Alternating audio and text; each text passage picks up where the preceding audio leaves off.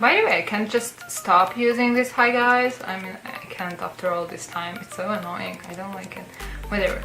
So I had an idea for a video for a long while, I think, but I never knew how to word it, and I think I still don't know. So let's see where this goes. And it is, oh, groups are amazing. Like, yeah, that's pretty much the title. So it's in like how the word works, and it's just for even TV shows, books, anything popular in general, for everything in the world. Like, if something becomes popular, eventually it becomes more and more popular, while all the other things in the same category become less popular.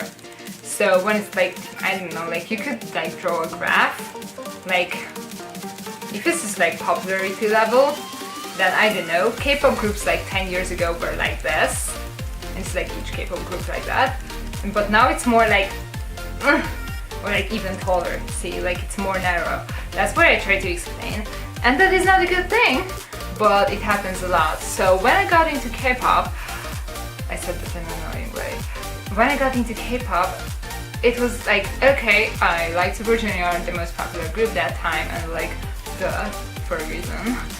But around me, if you asked another K-pop fan, you would get various different answers.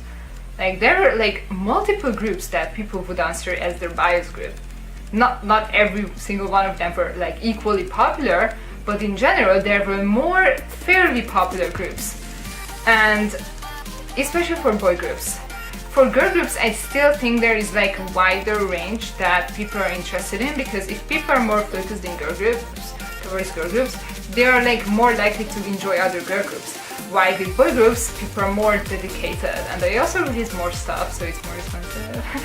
But other than that, and time passed since then, and now it's basically EXO, BTS, and then like 17, GOT7. And I guess you could name a few, but do you like see the difference? Like, it's just crazy. Like, EXO and BTS are not just popular, they are extremely popular. Like, K-pop fans, like, it's like, are you really, or are you just fans of those groups? Like, it's just like so different. And it's not really a good thing. And it's not because those groups are not great.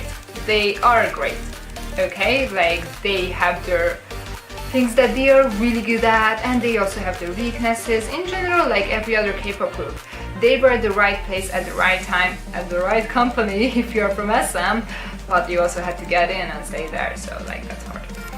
So in general, like they did put hard work in to be popular, but also do so many other groups, and they still don't get anywhere. And that is actually terrible, if you think about that.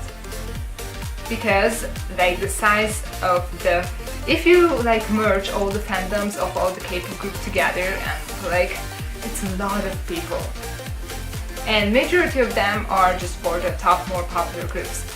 But like, this might sound bad, but try to see where I'm coming from. So if you kind of measure BTS's popularity in album sales, I know it's not exactly fair because they do release multiple copies, and there are fans who buy multiple copies, there are fans who buy 50 copies, even more, so it's like not really an accurate measurement of their fandom. But let's just try to count it in like album sales. Like, you can kind of measure a group's popularity, especially for boy groups. Like, the million sellers are very far from groups that can't reach even like 100,000. So like, there are groups who can't reach 10,000, okay? So like, do you really think that BTS would even notice if 20,000 of their sales, so let's just assume that's 20,000 fans, even though I know that it's not, if 20,000 of their sales, 20, would just disappear? That's 2% of a million, and they have higher than a million, so that's like 1%, a bit more than that. And I'm like talking about 20,000. BTS wouldn't even notice that. They would be still extremely popular, their concerts would sell out, they would earn tons of money for their company, from themselves, and they would still be invited to a bunch of other shows. But then what would the other 20,000 or people or just like album sales go if that 20,000 would go to just one underrated group? And some people might know which boy group I would really want to say here, and I'm going to do it because I have to. It's Impact. So let's just take them as an example. Extremely talented group that is very underrated. So if those 20,000 sales would go to Impact, it would mean the world to them. They would have a stable job, they would have food. They might not be able to pay off their debts to their company, but they would be like pretty okay like throughout their entire career. So it would literally mean everything for them. And it's a number that BTS wouldn't even notice. Now count with that. And it's not BTS's fault, it's not their fans' fault, like it's not anyone's fault really. It's just how things work. So what I want to say with this video that like there's so many great groups, boy groups, girl groups, it doesn't matter. Like if you only listen to one gender, like only boy groups or only girl groups, believe me, you're missing out. Like you should give a chance to other gender groups. I'm not saying you are going to like them equally, it's not a thing. I do have a slight preference towards girl groups, besides 슈퍼주니어.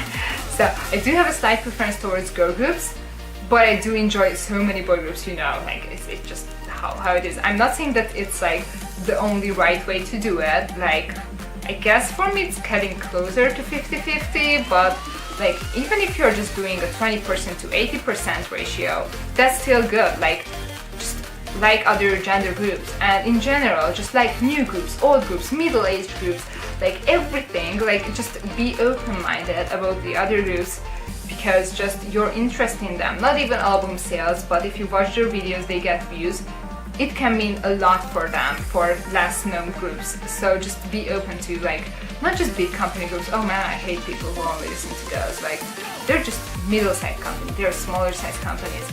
Really just like be interested in them, like just give them a chance, because there are so many great groups that you really should just like consider at least. And when you just check them out, like you're already helping them.